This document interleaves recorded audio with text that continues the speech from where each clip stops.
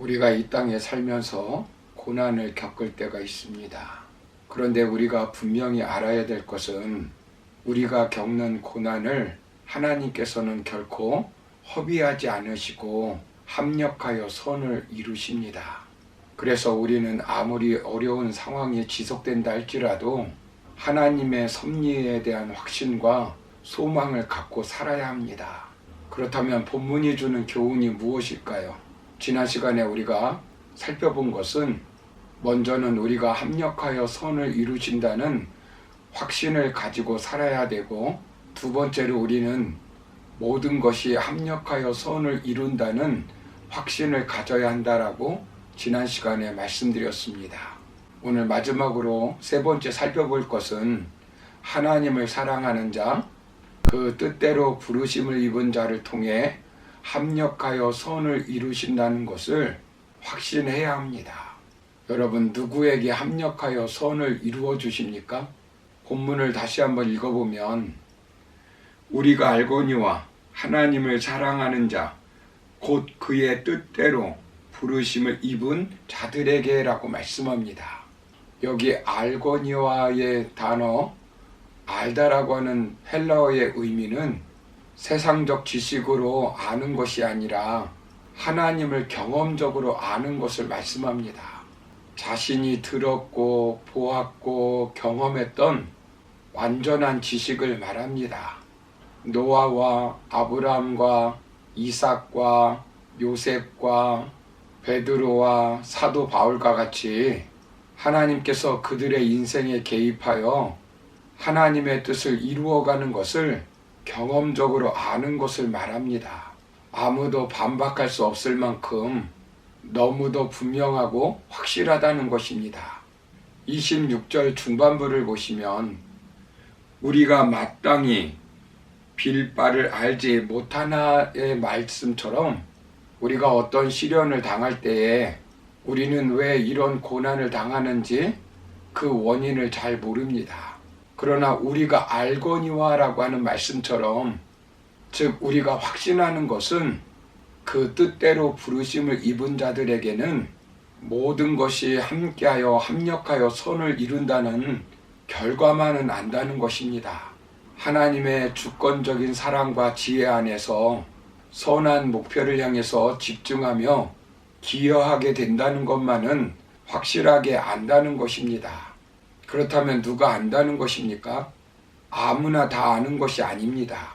하나님을 사랑하는 자, 곧 그 뜻대로 부르심을 입은 자들만 알게 된다는 것입니다. 이 말씀은 곧이라는 말이 연결되어 있습니다. 이것은 동격처럼 보이지만 원문은 구분되어 있습니다.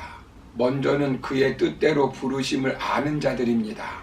제자들이 배를 타고 갈릴리 바다로 나갔습니다. 예수님의 말씀에 순종하였습니다. 그런데 큰 풍랑이 일어났습니다. 제자들은 죽게 되었다고 아우성을 칩니다. 그때 예수님께서 바다를 잠잠하게 해주셨습니다. 베드로와 바울이 복음을 전하다가 감옥에 갇히게 되었습니다. 이해할 수 없습니다. 복음을 전하다가 감옥에 갇힌 것입니다. 그러나 하나님은 합력하여 선을 이루어 주십니다. 경험적으로 하나님을 체험하는 것입니다. 예수님께서 우리의 죄악을 대신하여 십자가에 못 박혀 죽으심으로 우리가 하나님의 자녀가 되었다는 사실을 알게 되는 것입니다. 주님이 먼저 부른 자들입니다. 하나님의 선한 역사를 이루기 위하여 부르신 것을 안 것입니다. 이 진리를 알고 깨달은 사람은 병이 들어도 고난을 받아도 죽어도 모든 것이 다 하나님의 뜻에 의하여 결과는 선하게 이루어질 것을 확신하는 것입니다. 하나님의 뜻대로 부르심을 입은 아브라함이나 모세나 요셉이나 다윗이나 베드로나 사도 바울이나 욥이나 다 합력하여 선을 이루신 것입니다. 두 번째는 하나님을 사랑하는 자들입니다. 부르심을 받은 자만 하나님을 사랑할 수 있습니다. 하나님께서 구원하시기 위해서 부르시는 사람들은 궁극적으로 하나님을 사랑하기 위해서입니다. 하나님을 사랑하는 자들은 지금은 내가 왜 이런 고난을 당해야 되는지 모르고 또 빌 바를 모르지만 하나님께서는 이 모든 것을 합력하여 결과는 선을 이루어 줄 것이라는 이것 하나만은 확실하다는 것입니다. 하나님을 믿는다고 다 사랑하는 것은 아닙니다. 하나님을 사랑하면 하나님을 끝없이 신뢰할 수 있습니다. 모든 것을 맡길 수 있습니다. 욥과 요셉은 아무런 잘못도 하지 않았는데도 불구하고 많은 고난과 역경을 당하였습니다. 모세의 어머니 요게벳도 룻의 시어머니 나오미도 고난의 용광로를 통과했습니다. 그들이 당한 고난을 우리가 당한다면 참으로 견디기 힘들었을 것입니다. 그러나 그들은 한결같이 하나님을 사랑하였습니다. 성경은 결국 합력하여 선을 이루었다고 말씀합니다. 그래서 우리는 하나님은 합력하여 선을 이루신다는 확신을 가져야 합니다. 누가 합력하여 선을 이루십니까?